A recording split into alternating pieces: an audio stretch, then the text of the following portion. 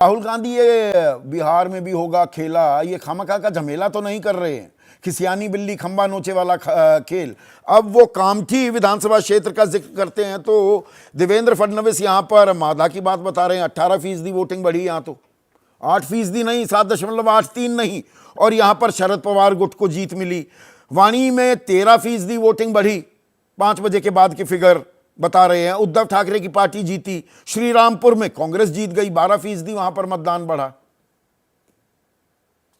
देखिए Sandeep, political parties अपने आप आपस में लड़ती रहेंगी, वाद विवाद करती रहेंगी, लेकिन in the middle of this एक कॉन्स्टिट्यूशनल एंटिटी है जिसका नाम इलेक्शन कमीशन है, और उसकी अपनी क्रेडिबिलिटी की धज्जियां उड़ रही हैं,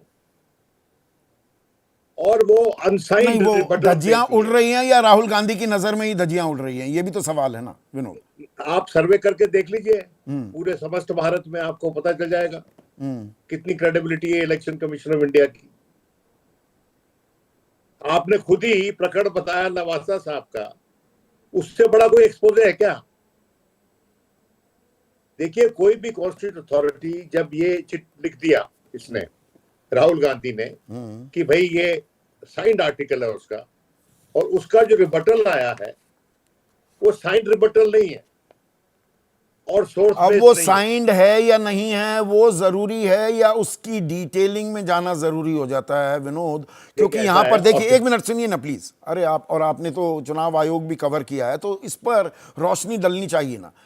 ये खबर तो कल तक भी आ गई थी कि कांग्रेस को 24 दिसंबर 2024 को सारे तथ्य दिखाए चुनाव आयोग ने। अब चुनाव आयोग कह रहा है भाई आप तो थे नहीं, कांग्रेस के लोगों ने आपको नहीं दिखाए, तो हम क्या करें? आगे वो क्या कह रहे हैं? 15 मई 2025 को सभी राष्ट्रीय दलों को हमने आप बुलाया, लेकिन कांग्रेस के नेता नहीं मिले। महाराष्ट्र में कांग्रेस एजेंटों को फॉर्म 17C हमने दे दिया। अब आप मिलान करना चाहें कर लें, तो इससे ज्यादा क्या करे चुनाव आयोग? इससे ज्यादा बहुत कुछ करे, क्योंकि जो उनका मैंडेट है वो है to ensure the purity of elections, और ये नहीं कह सकते हमने कर दिया, इससे ज्यादा हमने। कर्नाटक जीत जाए, हिमाचल जीत जाए, तेलंगाना जीत जाए तो वो ठीक है, मीठा मीठा गप गप हो जाता है। जहां हार मिल जाए तो फिर आप सवाल उठाने लगते हैं। ये भी तो सवाल पूछा जाएगा ना राहुल गांधी से। अनर्गल सवाल है ये। क्यों? दुनिया भर में आपको लोग कहते हैं इलेक्टोरल डेमोक्रेसी, उसका क्या मतलब है? कि भी चुनाव करवाते हैं इसलिए डेमोक्रेसी है, उसके आगे उसके पीछे मत पूछो। अगर बीजेपी जो नहीं, एक मिनट, ये सवाल तो पूछा जाएगा ना विनोद जी। बीजेपी ताल ठोक रही थी 370 पार, अब की बार 370 पार, एनडीए 400 पार, बीजेपी की हवा निकली। ये विपक्षी कह रहा था ना 240 पर थम गया विजयी रथ, 32 सीटें कम बहुमत के आंकड़े से। तो अगर ऐसी मिलीजुली कबड्डी खेल रहे हैं, मिली भगत है बीजेपी और ईसी की, तो बीजेपी 240 सीट ही लेती। देखिए ऐसा है, मुझे नहीं पता किसके साथ मिलके बीजेपी खेल रही है, या किसके साथ मिलके ईसीआई खेल रहा है, या खेल रहा है कि नहीं खेल रहा। मेरे लिए वरी का माय पॉइंट ऑफ वरी क्या, कि एक ऐसी तंजीम जिसका काम इस देश में इलेक्शन की प्योरिटी सुनिश्चित करना है, उसके कॉन्डक्ट पे, उसकी क्रेडिबिलिटी पे सवाल उठ रहे हैं। और अगर कोई साइंड आर्टिकल छपा है by leader of the opposition, और आपको याद करवाता चलूं कि अपने एक भाषण में भी राहुल गांधी ने बड़ी तफसील से ये आरोप दोहराए थे पार्लियामेंट के भीतर, लेकिन वो अलग बात है। हमने देखा है सुप्रीम कोर्ट को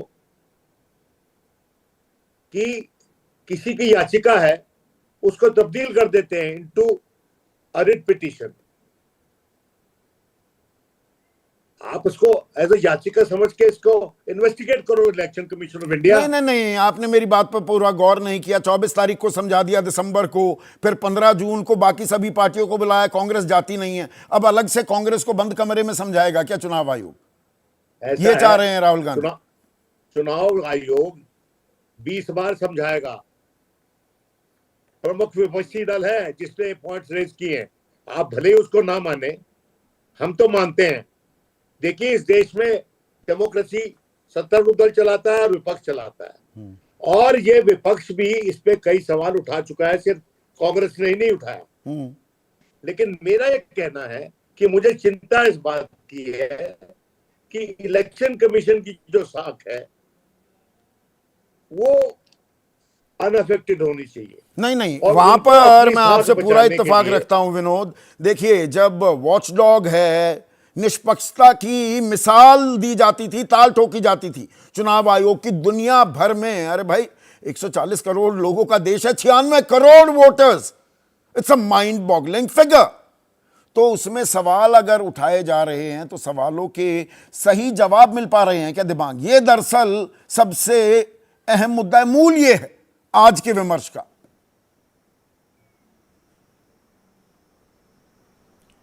देखिए संदीप, एक बड़ी बात अगर आप देखें तो ये एक ऐसी बात है कि लोकतंत्र में है, उसमें वाद विवाद, सवाल पूछना ये बहुत ज़रूरी अंश है।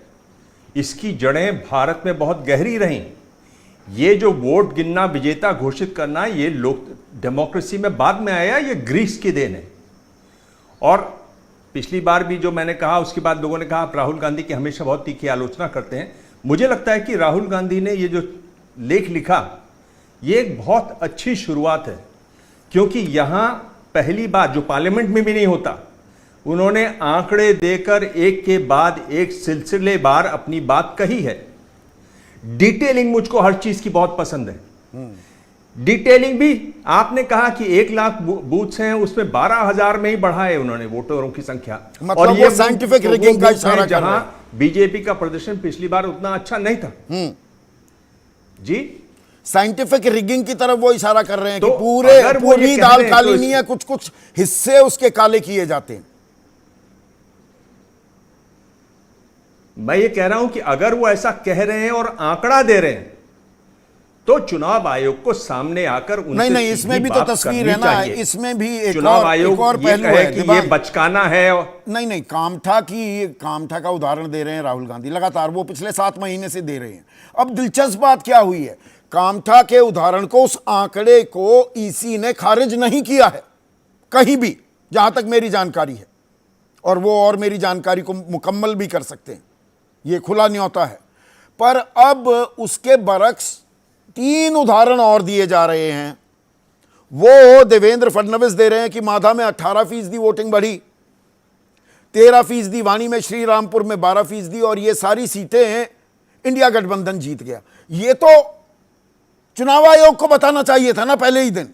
ये अब देवेंद्र फडणवीस क्यों बता रहे हैं? ये थोड़ा सा मेरा इसमें पत्रकारिता वाला वो दिमाग थोड़ा सा खटका।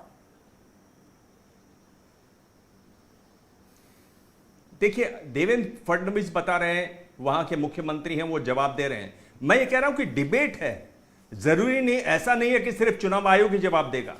जो जवाब देना चाहे दे, आपको छूट है, आपको आजादी है अपनी बात कहने की।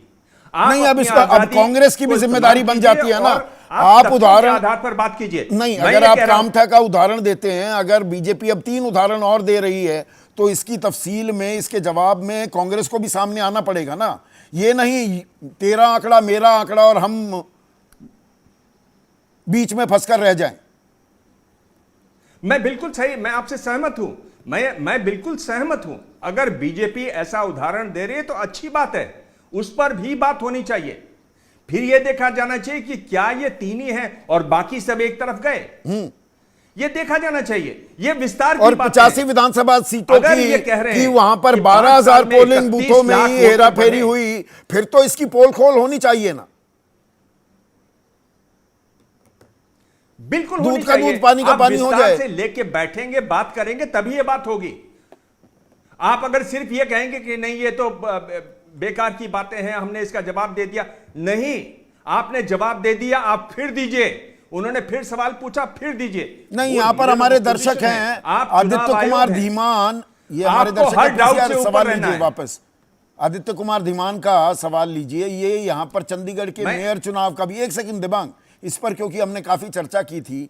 वो कह रहे हैं कि चंडीगढ़ मेयर चुनाव में जो कुछ हुआ उससे चुनावी प्रक्रिया पर भरोसा कम हुआ है।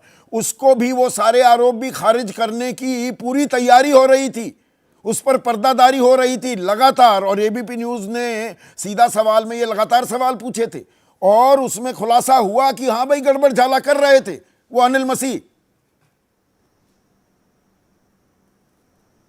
बिल्कुल, और उस दिन मैं वहां पर मौजूद था, आपके पास वीडियो था, वीडियो से वो चीज साफ होती है। सबसे पहले वीडियो हमने दिखाया था। में भी आप वीडियो को करीब से देखेंगे तब बिल्कुल साफ हो जाती है। बिल्कुल आपने वीडियो दिखाया था, उसको आप करीब से देखेंगे तो वो साफ हो जाती है। आप ये बताइए कि 31 लाख 5 साल में बढ़े, 5 महीने में 41 लाख हो गए। अचानक क्या वो 5 महीने थे जिसमें नहीं, लोगों पर ने इसमें बच्चे पैदा करने एक आंकड़ा शुरू मैं कर यहां दिए? पर बता दूं। सवाल पैदा ये देवेंद्र फडणवीस का सवाल पैदा आंकड़ा। होते हैं। नहीं दिबांग, 2009 में भी इसी तरह से 2004 से 2009 के लोकसभा चुनाव के बीच में जितनी वृद्धि हुई थी वोटर लिस्ट में, उससे ज्यादा वृद्धि हो गई थी 5 महीने में, उस वक्त भी।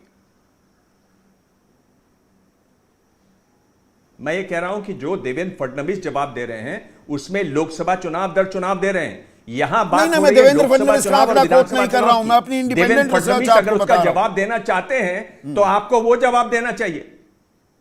नहीं, मैं ये कह रहा हूं कि अगर आपको जवाब देना चाहिए तो वो देना चाहिए जिसका मैं आंकड़ा दे रहा हूं। मैं आपको राहुल गांधी आपको आंकड़ा दे रहे हैं लोकसभा चुनाव और विधानसभा चुनाव के बीच में, आप आंकड़ा दे रहे हैं लोकसभा चुनाव के बीच में। जो उन्होंने पूछा, देखिए हम क्या चाहते हैं, हम ये चाहते हैं, इन्होंने पहली बार विस्तार से सवाल पूछे, ये तो सोते रहते थे, पहली बार कुछ अच्छा काम करते दिखे।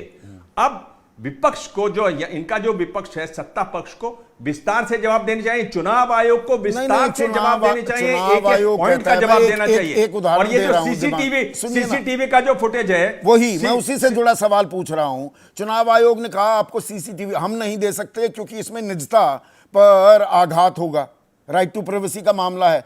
आपको चाहिए सीसीटीवी फुटेज तो चले जाइए हाईकोर्ट। हाईकोर्ट क्यों नहीं जा रही कांग्रेस पार्टी? इसमें हाईकोर्ट ने कहा, उसके बाद हाईकोर्ट ने कहा कि आप ये लीजिए, उसके बाद जो उल्लेख है उसमें आप देखिए, हाईकोर्ट ने कहा, उसके बाद ये कानून बदला। और क्या कह रहे हैं आप ये कह रहे हैं कि नहीं आप एआई से इसको बदल देंगे। एआई से क्या बदल देंगे? अगर एआई का इस्तेमाल करना है तो मुझे आपकी जरूरत नहीं है। वोटर का होना एआई से जरूरत नहीं है। मैं किसी भी वोटर को पोलिंग बूथ के सामने एआई से दिखा सकता हूं। बिल्कुल, जो जवाब, जो कारण बताया गया आप उसकी, मैं कह रहा हूं कि अब समय है विस्तार का, डिटेलिंग का। अगर आप डिटेलिंग में तो जाना ही चाहिए। जो वजह उन्होंने बताई, देश की सबसे बड़ी ये संस्था है, ये हमारी नींव है, उस पर सवाल उठ रहे हैं तो खुलकर जवाब देने में ये